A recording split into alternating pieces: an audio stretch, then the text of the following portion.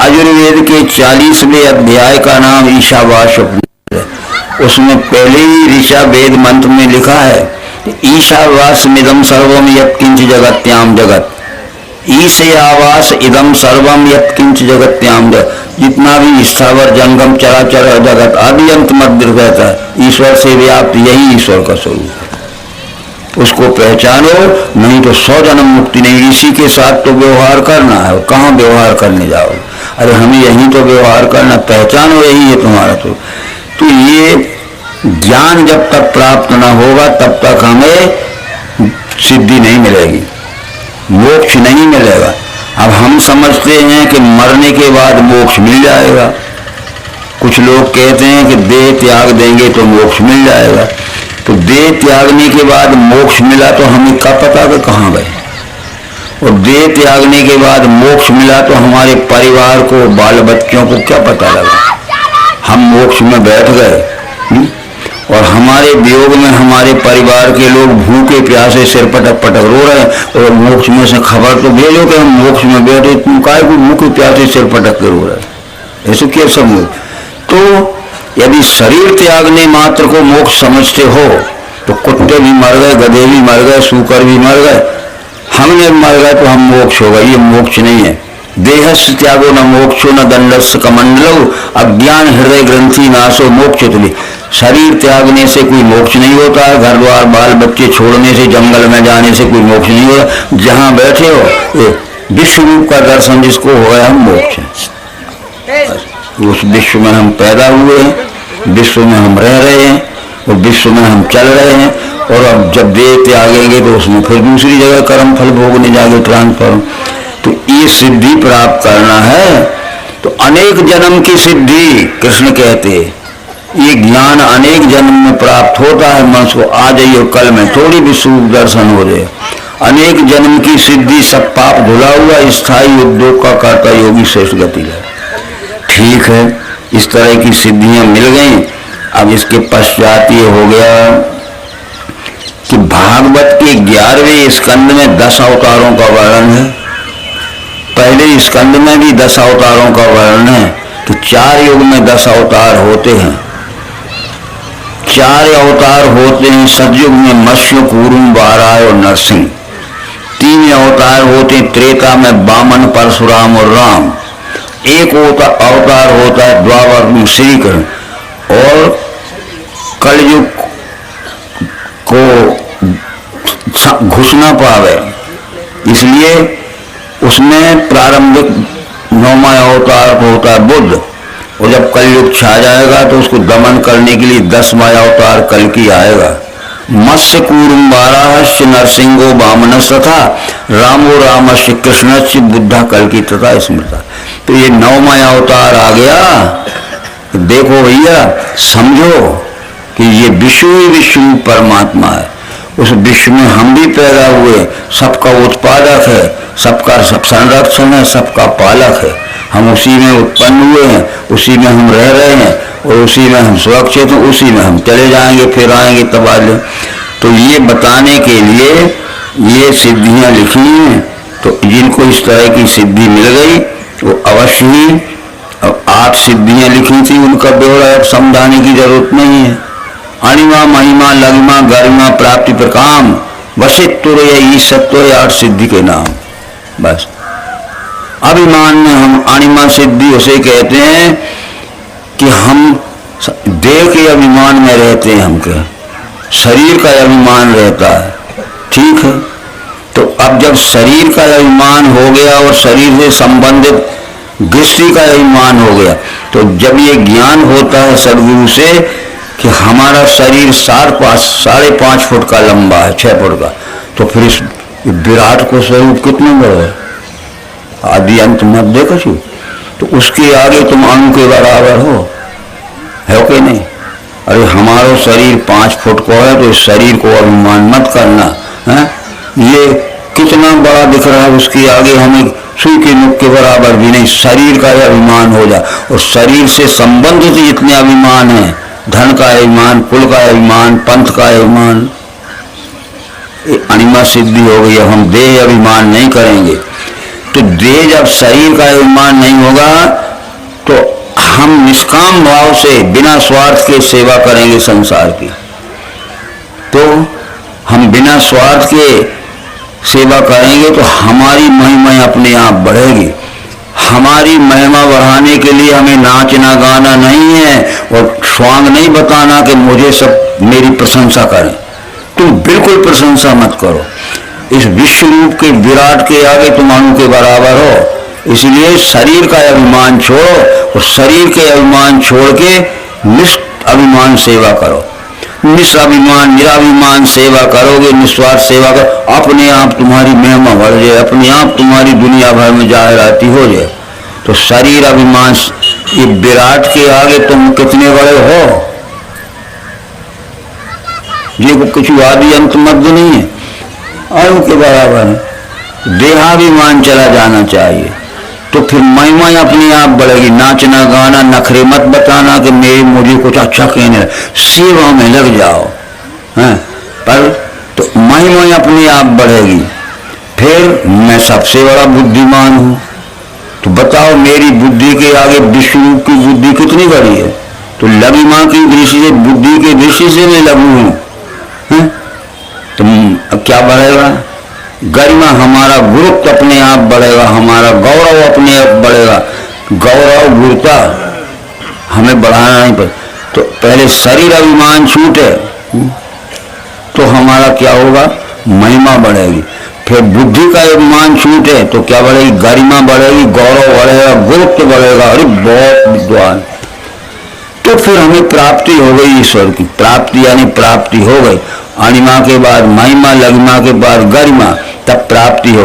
हमने समझ लिया कि विश्व दर्शन की हमें प्राप्ति हो गई, झूठी बात है। जब प्राप्ति हो गई तो प्रकाम है कि जो तुम्हें प्राप्त हुआ उसको दिखा के दूसरे को पहचान कराओ। नहीं हुई तो झूठा है, तुम्हें प्राप्त नहीं हुआ।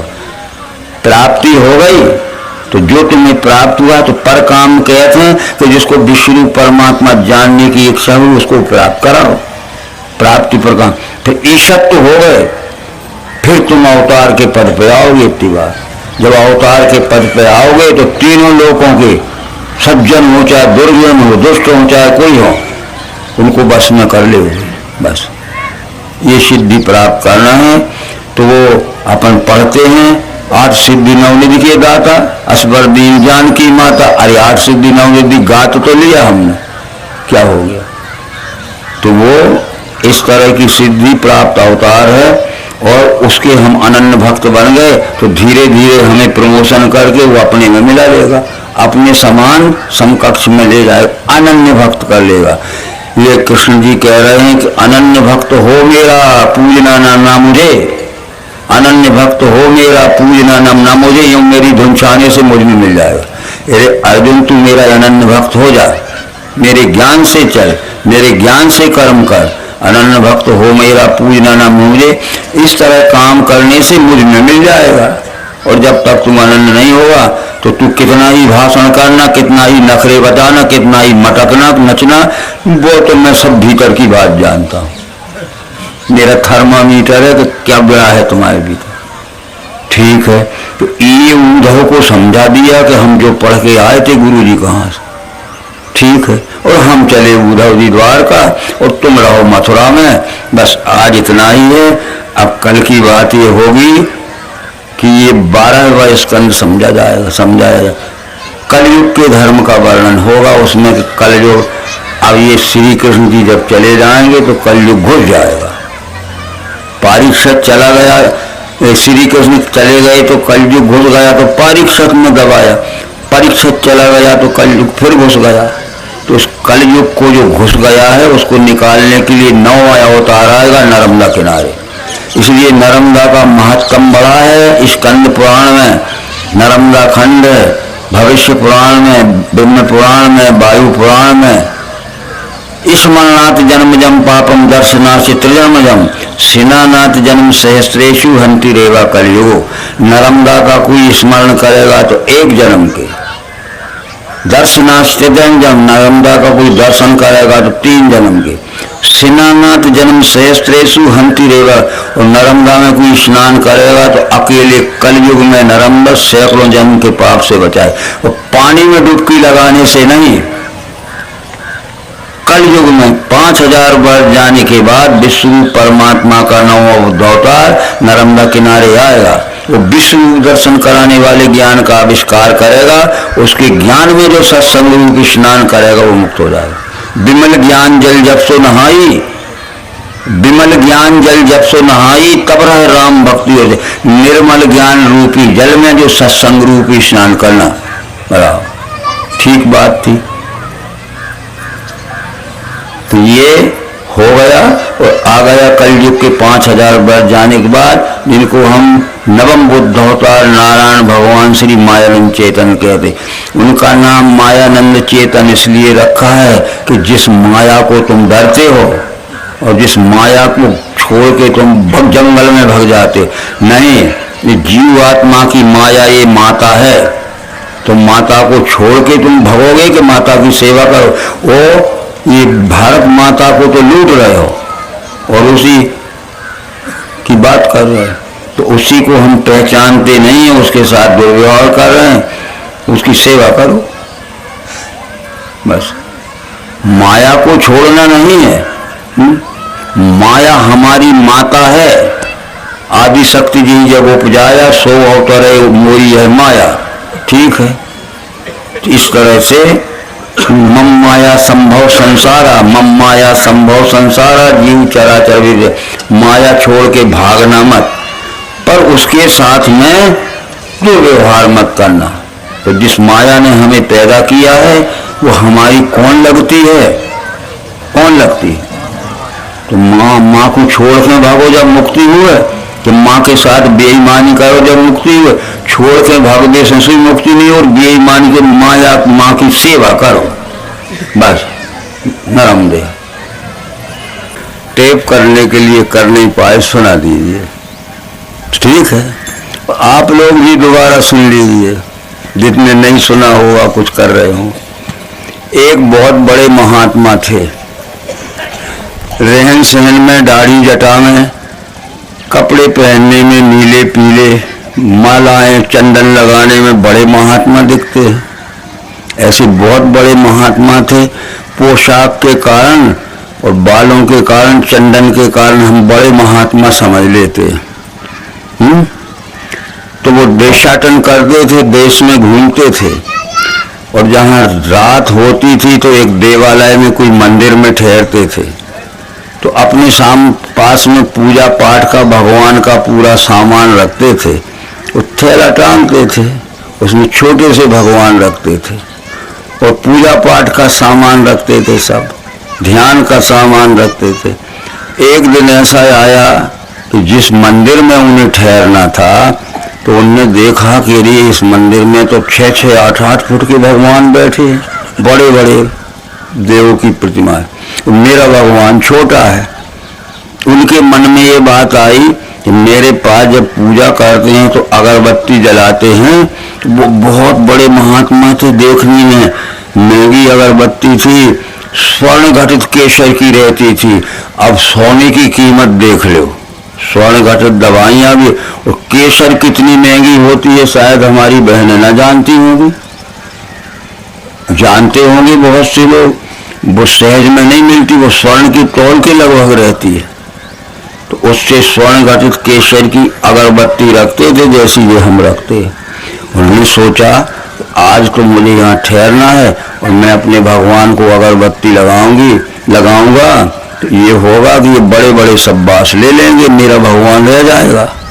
तो पास में देखा उनने तो एक एरंड का पेड़ था, अंडा, उसमें नलिका रहती है नहीं तो पूरी रहती, उसको तोड़ लाए, काट लिया पत्ते की तरफ से, और उन्होंने अगरबत्ती सुलगाई, ऐसी डाल दी अंडे की नलिका, अपने भगवान की नाक में लगा दी, बेफिक्र हो गए, अब किसी को बास नहीं मिलेगी। आंख मूंद के कछु भी कह रहे होंगे, ध्यान कर रहे होंगे, तो कछु तो लोग आंख मूंद के ढोंग को ध्यान करते हैं। अरे आंखों में जो दिखाते एक को ध्यान का नहीं करते हैं। ठीक है, और जब वो ने आँख खोली तो अगरबत्ती जल गई थी पूरी और धुआं में मुंह काला हो गया था। अब इधर देखा इधर देखा, अरे हमारे भगवान का मुंह काला किसने किया? तो ये कहते महाराज हम तो गए ही नहीं हैं। तो तुमने देखा होगा कोई? हमने इधर आओ, हमारे भगवान का मुंह काला किसने किया? ये बोले हम गए ही नहीं है। और तुमने किसी को जाते तो देखा, कौन कर गया मौकन? एक चतुर आ गए तिवारी जी सरीखे, इनसे भी कहा कि आओ हमारे भगवान का मुंह काला किसने कर दिया? बोले महाराज जी इधर उधर के लोगों को काहे को परेशान कर रहे?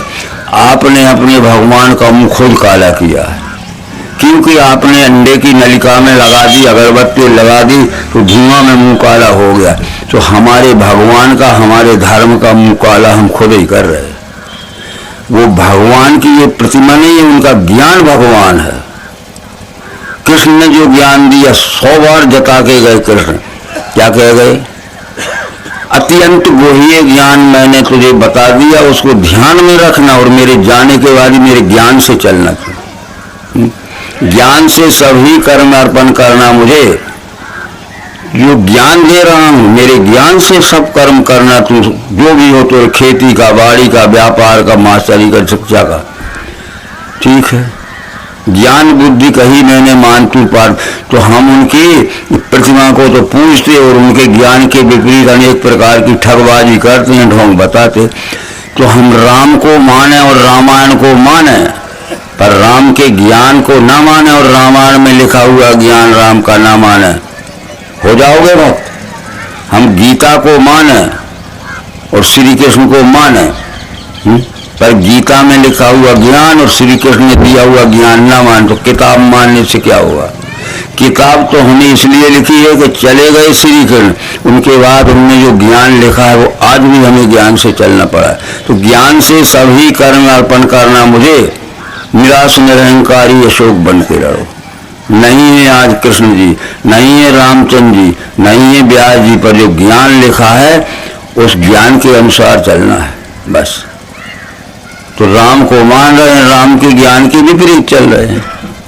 कृष्ण जी को मान रहे हैं, कृष्ण के ज्ञान के विपरीत चल रहे हैं। बताओ, अब बहुत सी बातें हैं, आप समझो। क्या विवाह छूटा? क्या बोला छूटा? मांस खाते हैं, मदरा खाते हैं। वे कहते हैं जो चैत्र के उसमें कुंवार के महीने में नौ दुर्गा होती है नहीं, 10 बस इन 10 दिन तक हम न खाएंगे मुर्गी बकरी, इस 10 ही दिन तक। और जो 10 दिन पूरे हुए तो मुर्गा खरीदने चले गए, बकरा खरीदने चले गए, शराब की बोतल ले आए। उतने दिन के लिए, हमेशा के लिए बुरे कर्म छोड़ना है। ठीक है भाई, इनके कहने से ही हमने रिपीटेशन किया है, दोबारा बताया। ये कहते थे कि हमने टेप नहीं कर पाए, सीडी बन रही। ठीक, अब आपको हमको ध्यान रखना है कि कृष्ण ने जो ज्ञान दिया है, क्या ज्ञान दिया था? ईश्वर सब भूतों के हिये में पार्थ है बसा। जिसे ईश्वर कहते हो, ये दिख रहा है, ये चराचर दृष्टि के रूप में यही है हमारा ईश्वर, यही है हमारा परमात्मा। उसको पहचानो और उसको पहचान कर इसके साथ में प्रेम का सच्चाई से स्वकर्म द्वारा सेवा में व्यवहार करो। उसको पहचानने के बाद अपने अपने स्वकर्म द्वारा सच्चाई के साथ निष्काम भाव से सेवा करो। ये कृष्ण जी कह रहे हैं, ये ज्ञान दे रहा हूं तो तुम मेरे भक्त हो गए, नहीं तो मेरे नाम पर तुम 1000 प्रकार के बुरे काम करोगे और नाम मेरा लोगे तो मेरा बदनाम कर रहे हो। अब हम बता देते, जो ज्ञान देता है हमें, तो ज्ञानी को तो हम माने और उसके ज्ञान के विपरीत चलें तो बदनाम क्या होगा मास्टर का? क्या तुमने यही पढ़ाया था कि ये बेईमान है? तुम खुद बेईमान हो गए। जिनकी औलाद बुरे काम जमाने में करे, सदा माँ बाप के नीचे को नजर होती। किसी की औलाद संतान बुरे काम करती तो माँ बाप का बदनाम को मोड़ाया, जो देख ले, जो चोरी कर रहा हो, जो मांस खा रहा हो, जो पराए घर में घुसो, बदनाम कौन को हो? तो हमारे माँ बाप या ये रामचंद्र जी, कृष्ण जी, उनके ज्ञान को छोड़ उनके विपरीत बदनाम उनको हुए। ये रोज रोज रामायण पढ़ते, रोज रोज गीता पढ़ते, रोज रोज जाप करते, देखिए वो घर में घुसे थे लोग, बेटा जा रहे, अरे ये राम भक्त जा रहे, तो नाम तो ले ले लोग है। तो राम को नहीं लजाना है, राम के ज्ञान से चलना है। सारे ढोंग छोड़ दीजिए, अब छोड़ भटकना राह पे आ। ठीक है मित्रों बहनों, आज जो हम भागवत श्रीमद् भागवत महापुराण के ज्ञान विज्ञान यज्ञ में बैठे हैं, आज हमारा 7वां दिन है। दोपहर पूर्व के विचार हम समझा रहे हैं। तो 11वें स्कंद में पूरा ज्ञान लिखा है श्री कृष्ण जी का, आप पढ़ ले पूरे 11वें स्कंद में। तो ये कई बात समझा देते हैं कि कृष्ण जी जब मथुरा से द्वारका जाने लगे, हमेशा के लिए छोड़ के चले गए, द्वारका में ही उनका शरीर त्याग हुआ। अब सैकड़ों मील दूर बीच में समुद्र पड़ता है, तो अपने मित्र उद्धव को बुलाया, क्रूर को बुलाया और बैठा कि उद्धव जी अब हमारा और तुम्हारा वियोग हो रहा है, हम तो जन्म से साथ रहे थे और मेरी उम्र भी लंबी हो गई है। कृष्ण जी की उम्र 75-80 वर्ष की थी उस समय, भारत इतिहास के प्रमाण, और तुम्हारी उम्र भी लंबी हो गई है। ठीक है, एक काम करना कि हम तो जा रहे हैं और अब हमारा और तुम्हारा दोबारा मिलन होना संभव नहीं है। तो कृष्ण जी तो द्वारका ही में निधन हुआ और अर्जुन यही हस्तिनापुर में मरा। इसमें एक बात बता देना चाहते हैं, हम जो पढ़ते हैं गड़बड़ सड़बड़ और समझते हैं। ठीक है, कृष्ण जी का निधन कैसे हुआ द्वारका में? वहां जाके उनके भी विरोधी हो गए। जो अच्छा ज्ञान बताता है तो पाखंडी कुछ विरोधी हो जाते, तो वो सोच रहे थे कि कम मौका मिले और कृष्ण को मारे। बस तलाश में रहते थे, मौका ढूंढते रहते थे, रात को दिन को कहीं ना कहीं भेद लेते थे।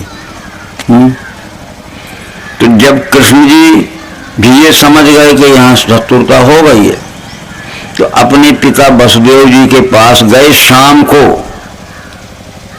महाभारत के मूसल पर्व में लिखा है, कृष्ण जी गए और पिताजी को शाम के हाथ जोड़े, उनके चरणों में सिर लगा दिया।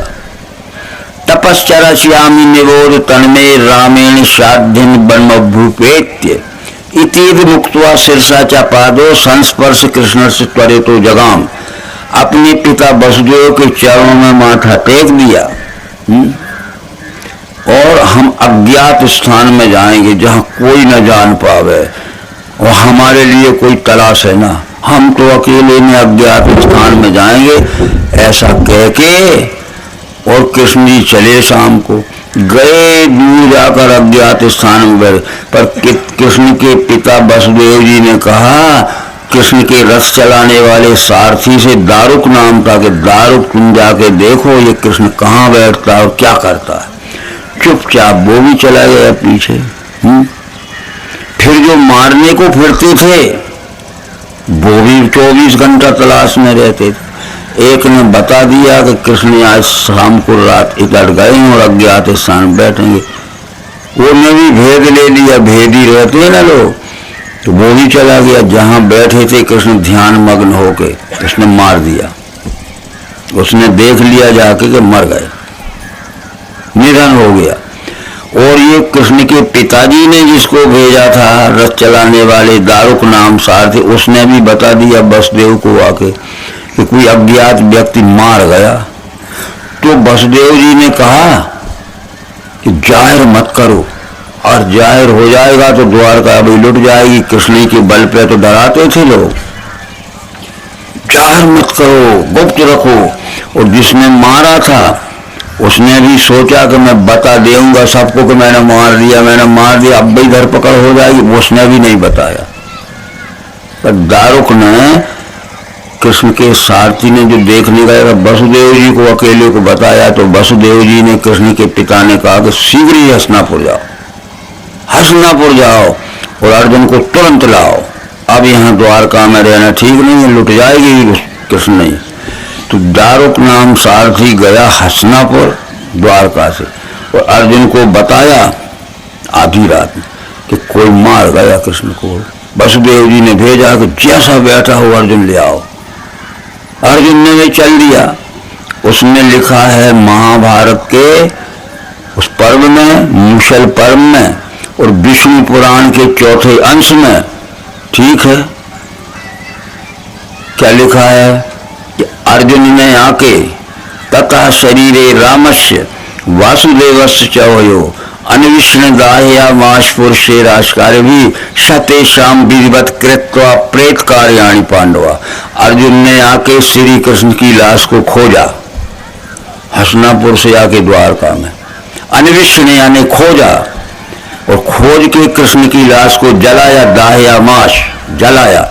सतेशाम विधिवत कृत्वा प्रेत कार्याणि पांडवा।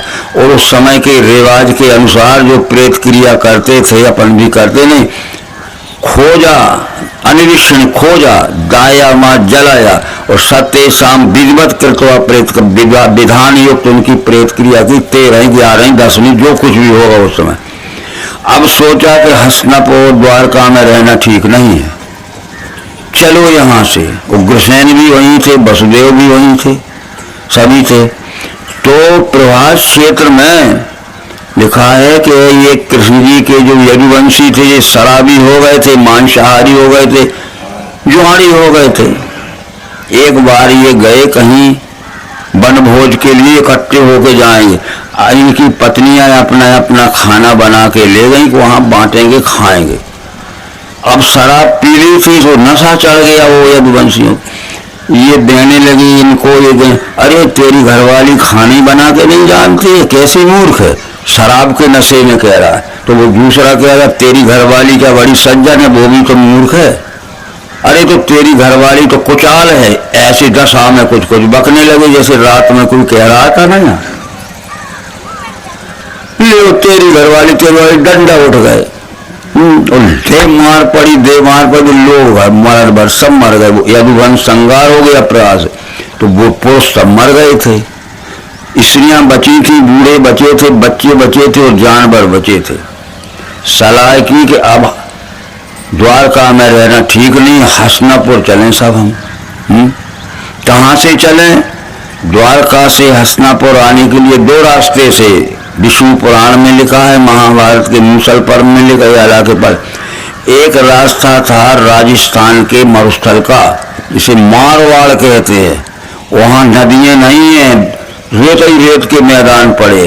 तो ये सोचा गया कि राजस्थान के मारवाड़ के मरुस्थल से जाएंगे तो बूढ़े हैं, बच्चे हैं, महिलाएं हैं, जानवर हैं, कहीं ना कहीं हस्तिनापुर पहुंचने तक तो 1-2 दिन रात को पड़ाव करना पड़ेगा। और जहां रात को पड़ाव करेंगे, पानी ना होगा तो बूढ़ों को, स्त्रियों को, जानवरों को पानी कहाँ। तो फिर ये सब ने निश्चय किया कि नहीं, दूसरा रास्ता है पंचनद प्रदेश का, पंजाब का। वहां जगह जगह पानी का इंतजाम, क्योंकि पंजाब उसका नाम इसलिए है कि झेलम, रावी, ब्यासनद, सतलज और चिनाब जिस जाए 5 बहें वही मुल्क पंजाब। 5 नदियां बहती हैं बड़ी। अब जहां रहेंगे तो खूब पानी मिलेगा, खाने की सामग्री तो ले गए थे लाद लाद का सब। तो रात को जहां ये ठहर गए, उन आबियों ने देखा, इसमें लिखा है भागवत में, विश्व उसमें महाभारत में लिखा है, उन्हें आबियों ने देखा, अरे अर्जुन तो अकेला है, न फौज है न कोई हथियार है, और देखो जी स्त्रियां हीरा मोती पुखराज के बड़े बड़े हार पहने हैं, और कैसी साड़ियां पहने हैं जिसमें सोने चांदी के बेल बूटे भरे हैं। इसके पास कोई सुरक्षा का सामान नहीं है, बूढ़े हैं, क्या कर लेंगे हमारा, बच्चे हैं क्या। और रात को फिर ये लोग से चारों तरफ से लूटने घुस पड़े। अब इधर से घुसे हैं, चिल्लाती हैं महिलाएं, अर्जुन दौड़ता है, उधर से घसीट रहे हैं, उधर दौड़ता, उधर फौज तो ले नहीं गया था, वो तो निधन में आए। और जितनी महिलाएं थी, इनकी आदत होती कहीं भी जाए सोना चांदी खूब लाद कहीं जाए, तो वो के कारण वो लुट गई। और वे कोई पुरुष था नहीं, तो इनकी आदतें बुरी थी कि इन्हें पकड़ पकड़ कर घर में ले जाओ, सोना चांदी हीरा मोती सब लूट गए। अर्जुन रोता हुआ आ गया हुआ। तो अपन लोग गाना गाते हैं कि मनुष्य नहीं बलवान है, समय होत बलवान, और भीरन लूटी गोपिका वही अरुण बेईमान। गोप भीरन यानी आभीर, दस्यु लुटेरे, वो आतंकवादी, वो वहां भी पंजाब में। ये आप पढ़ लेना, पर ये बातें समाने की जरूरत इसलिए पड़ गई कि आप इतिहास से भी अनभिज्ञ न रहो। वो रखा है इतिहास, इसमें छुपाई गई है वो बात, और अपनी अपनी मतलब का सब लिख दिया। तो हमारा मतलब की बातें सुनो और हमारे बैठे बैठे हम खूब खाएं पिएं, ये सारी बातें होंगी। तो इस तरह से जब कृष्ण जी ने ये सब बातें कह दी, अंत में ये भी कह गए कि कहे थे अपने वसुदेव पिताजी से, अभी गए थे, फिर वसुदेव तो निधन के बाद जाएंगे हस्तिनापुर, तो वो कहते हैं कि पिताजी मेरी जिंदगी पूरी लड़ाई झगड़ा में गई। मैं पैदा हुआ था तो मुझे भी अपने मामा कंस के डर से रात को लेके गए थे छुपानी नंद के यहाँ, और मेरे पहले 6 भाई थे वो कंस ने जेल में मरवा दिए थे, ठीक है।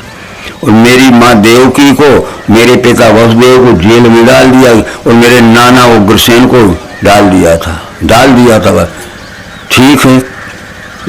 इन सब बातों को इसलिए ये बातें हैं कि जन्म से लेकर फिर अघासुर बगासुर सक्तासुर दुनिया भर चाणूर मुष्टक और कुबल लड़ते मरते लड़ते झगड़ते पूरी जिंदगी चली गई। अंत में मैंने जब मामा कंस को मार दिया तो जरासंध की 2 पुत्रियां कंस को ब्याही थी। जरासंध का कंस कौन था? दामाद।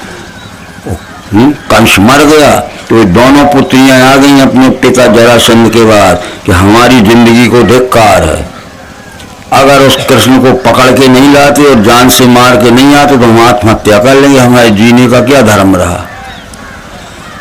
खूब प्रयत्न किया, इसमें लिखा है कि 17 बार जरासंध ने कृष्ण को पकड़ने की कोशिश की या मारने की, पर बचते रहे।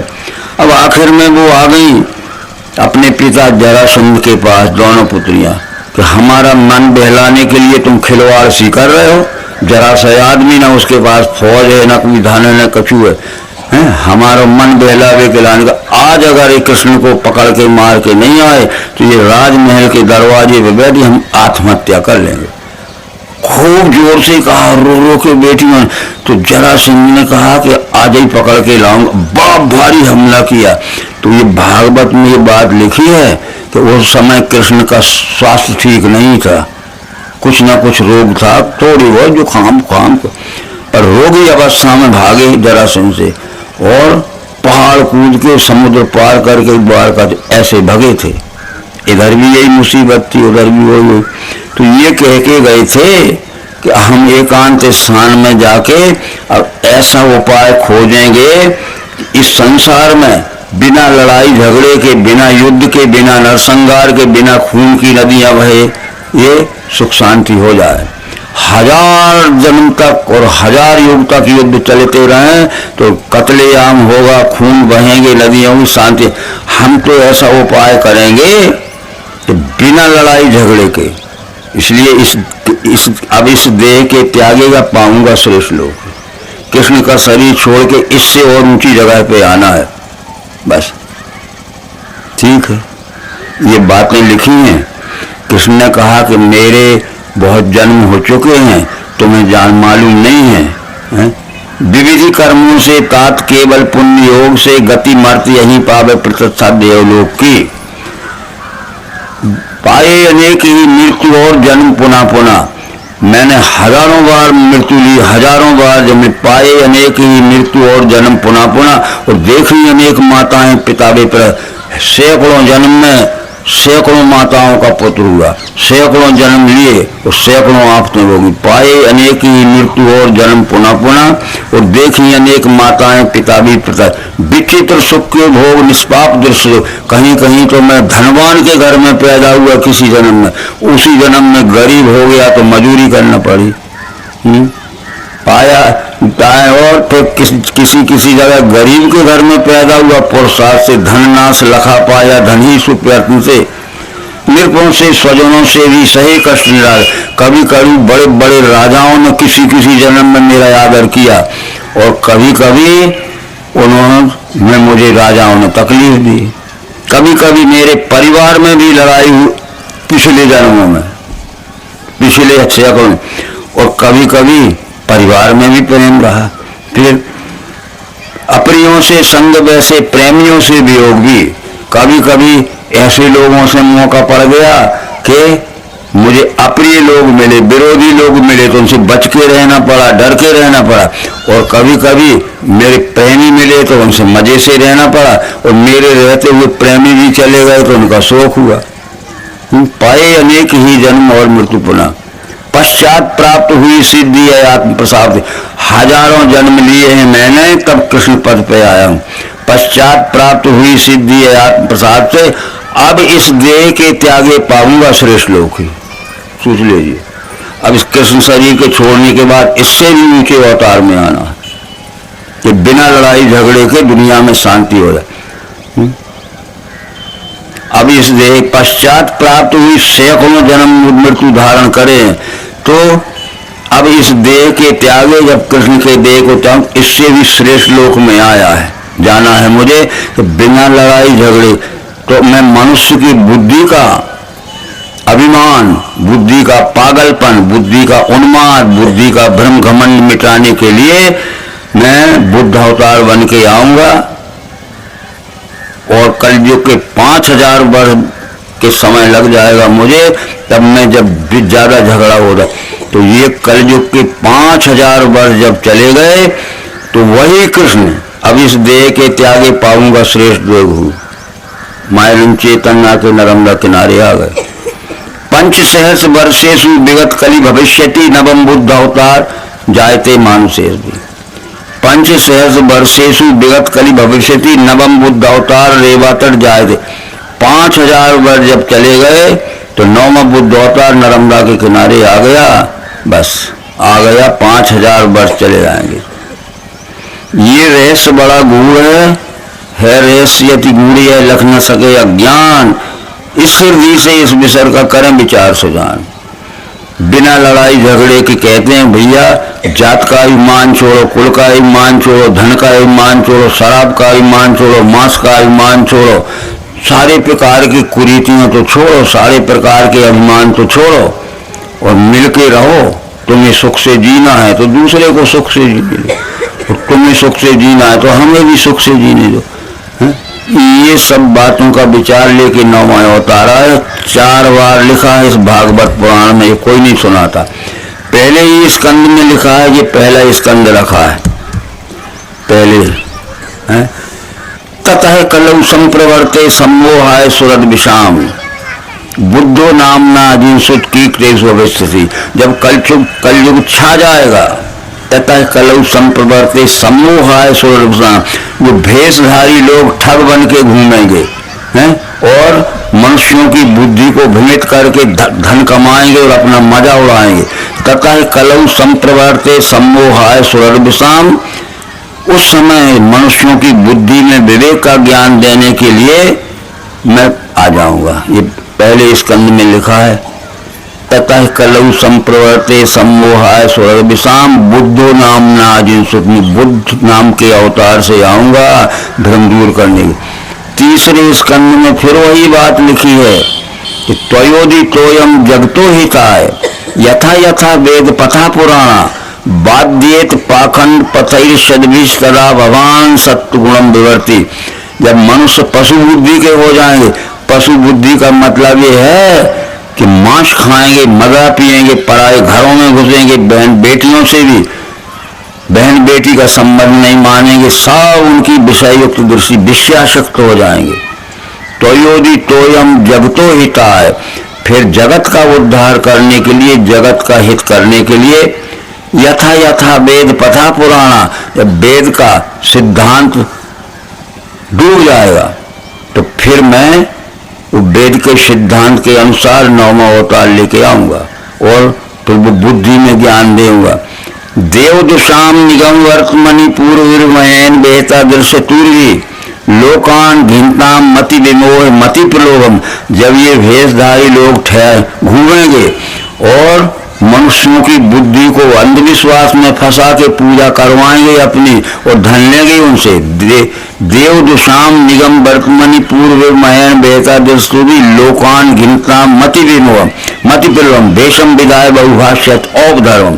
तब मैं सनातन धर्म की स्थापना करने आऊंगा। ये कह रहे मैं आ गया है रहस्य गूढ़े लख न सके अज्ञान इससे दी के इस विषय को कर्म विचार। 8वें स्कंद के 6वें अध्याय में फिर लिखा है, इसमें क्या लिखा है कि महर्षि व्यास होंगे, वो 18 पुराण लिखेंगे, सब शास्त्रों का अध्ययन करेंगे, तो 18 पुराण में सब कुछ लिखा मिलेगा। ज्ञान कर्म ज्ञान भक्ति उपासना के विषय में समझाएंगे, जीव आत्मा माया और परमात्मा के विषय में समझाएंगे, धर्म अर्थ काम मोक्ष के विषय में समझाएंगे, ठीक है। परंतु ये समझाएंगे ऐसे कि अपना धन कमाने के लिए, ज्ञान व्यापार हो जाएगा। 8वें अध्याय के 6वें स्कंद में फिर लिखा है कि फिर मैं मनुष्यों की बुद्धि का भ्रम दूर करने के लिए मुझे आना पड़ेगा, और ये समझाने वाले जो समझाते हैं अपने स्वार्थ के लिए, ठगने के लिए, ठगों से बचाऊंगा। अब आपको हमको ये लग रहा होगा कि ये तो कुछ और कहते हैं, वो कुछ और कह रहे थे ऋषिकेश के हरिद्वार के, और ये कुछ और कह, ये रखी है साक्षी किताब। तो फिर उसमें लिखा है कि ये फिर व्यास जी ज्ञान भरपूर लिखेंगे 18 पुराणों में, और 6 शास्त्रों का ज्ञान लिखेंगे, कोई कसर नहीं रहेगी ज्ञान में, कर्म ज्ञान उपासना भक्ति जीव आत्मा माया और परमात्मा धर्म अर्थ काम। पर इससे मनुष्यों की बुद्धि का भ्रम और बढ़ेगा, और बढ़ेगा। कब मैं आऊंगा 9वें अवतार में कि महात्माओं को एक तरफ बैठा लो, मेरे इधर आओ, तुम्हारी बुद्धि का भ्रम दूर करूंगा तुम। तो कृष्ण का भी बुद्धि का, कृष्ण ने अर्जुन की बुद्धि का भ्रम दूर किया, सैकड़ों प्रश्न किए अर्जुन ने, परंतु जब तक विश्वरूप दर्शन नहीं कराया तब तक अर्जुन का समाधान नहीं हुआ।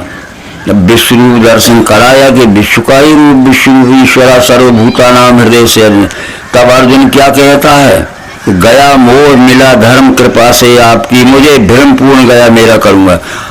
आज मेरे में जितना भ्रम था और आज मेरे में जितनी गलत समझने की बुद्धि हो गई थी, गया मोह मिला धर्म कृपा से आपकी, मुझे भ्रम पूर्ण गया मेरा करूंगा, आपके ज्ञान के अनुसार चलूंगा।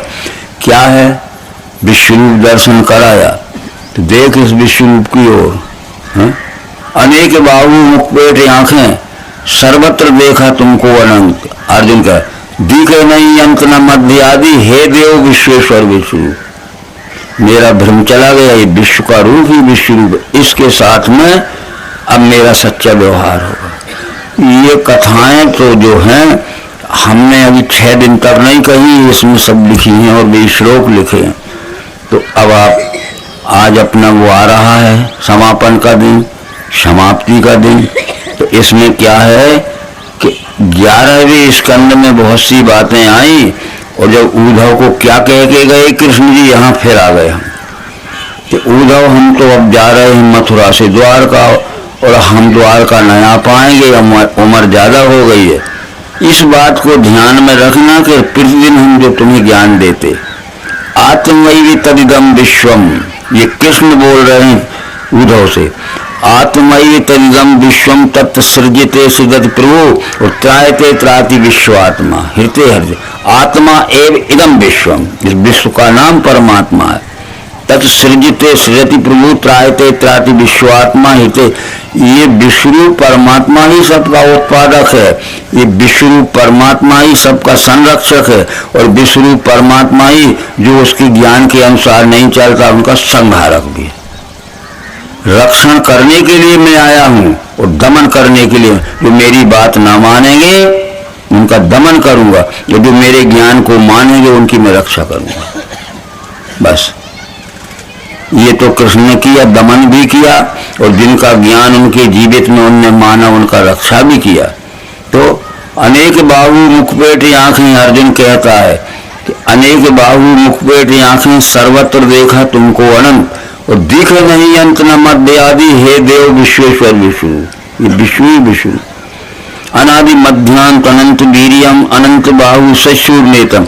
पश्यामि त्वाम दीप्त होतासु वक्त्रम स्वते सब विश्व इदम तपंतम। ये विश्व ही परमा, तो आत्मैव तदिदम विश्वम, ये उद्धव के आत्मा एव इदम विश्वम।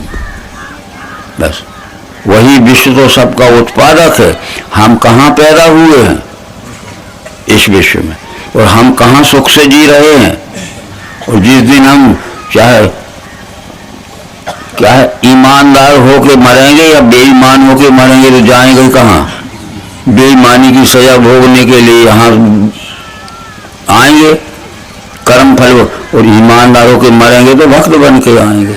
बस ये कह दिया, और बस इस बात को मत भूलना। उधर ये श्लोक लिखा है, आत्मा एव इदम विश्वम तत्सृजते सृजति प्रभु त्रायते त्राति विश्वात्मा हिते।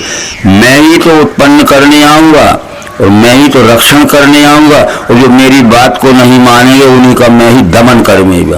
देखो हमारे पास दो हाथ रहते हैं ना, इन्हीं हाथों से हम किसी को, भैया शांत रहो हम मदद करेंगे तुम्हारी, अरे शांत तो रहिए, घबराते क्यों, हम मदद करेंगे, ऐसे ही हाथों से। और मनाते मनाते आप शनि मानते तो इसके तो हम देख लेते इन्हीं हाथों से, इन्हीं हाथों से दमन करेंगे, इन्हीं हाथों से रक्षण करेंगे। ले अब कहाँ की गहरी बातें समझो। तुम तो ज्ञान की आंखें हमारी बंद हो गई हैं, ज्ञान की आंखें बंद हो गई, खावे पीवे की और लूटवे की आंखें जी रही। ठीक है, फूटी ज्ञान विवेक की, फूटी आंख विवेक की, सुन, फूटी आंख विवेक की, लखी न संत असंत, और जिनके इसमें गुंडे फिरे उनका नाम महंत। ले हमारी ज्ञान की परख, ज्ञान की आंखें फूट गई, ज्ञान की हम नहीं समझते। फूटी आंख विवेक की, लखी न संत असंत, उन्हें पता नहीं चलता है कि संत कौन है, संत वो कपड़ों को ही संत समझते। फूटी आंख विवेक की, लखन संत असंत, तो जिनके संग गुंडे फिरे महंत जी आ गए। ये कबीर की वाणी है जो मैं कह रहा हूं, उसने भी कहा था ये। तो भेष न देखो संत का, पूछ लीजिए ज्ञान, मोल करो तलवार का पड़ा रहने दीवान। तलवार, ये शरीर तो एक म्यान है, इसके अंदर जो ज्ञान है वो तलवार है। इस शरीर को तुम कैसा ही सजा लेना, समझ गए? अरे जो वस्त्र आभूषण पहनते हो वो उसमें ये लोड़े, इसमें सोने चांदी के बेल बूटा लगे हैं और हीरे मोती की उसमें झालरें लटकी हैं म्यान में। म्यान कितनी ही महंगी हो जाएगी, परंतु अंदर की तलवार कच्चे लोहे की है, तो मौका पे म्यान काम देगी कि तलवार। तो शरीर के सजे को मत मानना, उसके अंदर जो ज्ञान है वो संत है। और म्यान कितनी ही सस्ती हो, जिन तलवार रखा थे ना, तो जो शरीर म्यान है के भीतर ज्ञान रूपी तलवार होने, कितनी ही सस्ती हो, म्यान में छेगड़ा लगे हो, पुरानी हो, है, पर अंदर की तलवार पक्के लोहे की है, तो काम ज्ञान देगी कि तलवार। तो कृष्ण गीता में कह गए, अज्ञान उत्पन्न तस्मात ये हीरे का ब्रह्मारत, ज्ञान के तलवार से काटो। तेरे हृदय में अज्ञान से उत्पन्न हुआ जो भ्रम है, ज्ञान की तलवार से काट दे। इसलिए ज्ञान से भ्रम जाता है। तो इस तरह से ये सब बातें सुनने के बाद अब वो चले गए। अब जब वो चले गए कहाँ, द्वारका, तो अब यहाँ क्या हुआ, बचा हस्तिनापुर। तो यहाँ फिर वही बात हो गई, कृष्ण परीक्षित भी चला गया, इसके पहले मर गया, कृष्ण भी चले गए। तो कलयुग का जोर फिर बढ़ा, और बढ़ते बढ़ते हुआ कितना बढ़ गया कलयुग का जोर। और कृष्ण जी जब चले गए तो और जोर बढ़ गया। तो कृष्ण जी इस वासना को लेके कहते कि अब कृष्ण के देह को त्यागने के बाद इससे भी श्रेष्ठ रूप में आऊंगा। वो आ गए मायानंद चेतन के नाम से। बुद्धि का भ्रम दूर, जब तक मनुष्य के बुद्धि का भ्रम, उन्माद, आतंक या क्या कहते हैं नहीं जाएगा, तब तक कोई नहीं समझ सकता। किसी पागल को समझाओगे, समझा, बुद्धि हमारी पागल हो गई। इसके बाद चले गए, और फिर वहां भी उनका निधन हो गया। हमने बता दिया कि अर्जुन ने आके लाश खोजी, जलाई और पेट क्रिया की, तो चले गए और लुट गए। अब कलयुग पूरा छा गया। अब 12वें स्कंद में पहले क्या लिखा है भाई, इस ग्रंथ को हम देखेंगे कलयुग धर्म, बस उसका नाम कलयुग धर्म है। 12वें स्कंद में उसमें कलयुग धर्म। तो सबसे पहले तो ये समझाया गया कि कलयुग आएगा तब क्या होगा। इसके बाद ये समझाया गया कि जरासंध जो था वो भीमसेन के द्वारा, भीमसेन को और अर्जुन को कृष्ण जी लेके आए थे और भीमसेन के द्वारा जरासंध को मरवा दिया। परंतु जरासंध को तो मरवा दिया, वो मगध देश का राजा था, पर कृष्ण जी ने अपना अधिकार नहीं जमा, जरासंध के पुत्र को गद्दी पे बैठा दिया। यहाँ से शुरू होती है। मतलब ये है कि 12वें स्कंद के दूसरे अध्याय में यह विषय समझाना है। जरासंध को जब मार दिया तो उस पर कब्जा नहीं किया उन्होंने, उसी के लड़के को गद्दी पे बैठा दिया। उसके लड़की की जो संतान हुई तो वो कम से कम 10 पीढ़ी तक चलती रही और 300 वर्ष तक राज रहा। इसके बाद जरासंध के लड़का चला गया। तो उसके बाद दूसरा वृत्र नाम का राजा हुआ और जिसका मंत्री था रिपुंजय। तो मंत्री ने धोखे से अपने राजा को मार दिया और अपने पुत्र को बैठा दिया। उसका भी राज चला करीब करीब 150 वर्ष। परंतु वो इसके बाद आ गया प्रदोत का पुत्र पालक था और पालक का पुत्र यूथ और ये सब उनके बचा के राजक था। ये था वो राजा नंदीवर्धन आदि था। 138 वर्ष राज इनने किया। ये बदलते गए राज पे राज। इसके बाद शिशुनाग नाम का हुआ तो उसकी 10 पीढ़ी तक 300 वर्ष राज हुआ। पर 300 वर्ष राज में उसके लड़के को एक मंत्री था शूद्र मंत्री ने मार दिया और फिर उस शूद्र मंत्री का पुत्र शूद्रराज गद्दी पे बैठ गया। और फिर जब शूद्रराज गद्दी पे बैठा तो उसने क्या किया, आगे चल के सारी बातें इसमें आप पढ़ लेना कि उसने फिर क्षत्रियों को भी खोज खोज के मारा कि क्षत्रिय न आ पाए गद्दी में। वो शूद्र ही शूद्र चलते रहे तो शूद्र राज शुरू हो गया। आगे चल के महापद्म और ये दुनिया भर के राजा हुए और फिर उसके बाद सुमाल्य नाम का राजा हुआ। उसकी 5 पीढ़ी तक 6 पीढ़ी तक राज चला, जो 200 वर्ष राज चला। चलते चलते अब आया कौटल्य बादशाह नाम का हुआ। उसका चाणक्य मंत्री था, वो ब्राह्मण था, विश्वविख्यात था। तो ब्राह्मण बड़ा चतुर था। उस ब्राह्मण ने अपने राजा को मरवा के अपने बेटे को बैठा लिया। ये देखते जाना। और ये कौन कौन से पर्व में लिखा है देखते हैं। बाद में हुआ कि ब्राह्मण पहले चंद्रगुप्त मौर्य, ब्राह्मण के पहले बाद में चंद्रगुप्त मौर्य राज हुआ। वो गद्दी पर बैठा। चंद्रगुप्त के पुत्र था वारिशर और उसका पुत्र था अशोक वर्धन। अशोक का पुत्र था श्रेयस। इस श्रेयस नाम के पुत्र को उसके मंत्री ने मरवा दिया और गद्दी पे बैठ गया। ऐसे बहुत से वर्ष चलते चलते अब तक जो आया था, जो हम बैठे हैं, उसके बाद क्या हुआ कि कर्ण वंश हुआ। उसमें कर्ण वंश में 30 राजाओं ने 456 वर्ष राज किया, इसमें लिखा है भागवत में। इसके बाद यवन राज आ गया। यवन जानते हो, विदेशी मुसलमान आ गए, भविष्य का बताए। और ये 14 पीढ़ी तक इनमें यवन में तुर्क और यवन थे, जिनमें उनके अलग अलग वंश थे।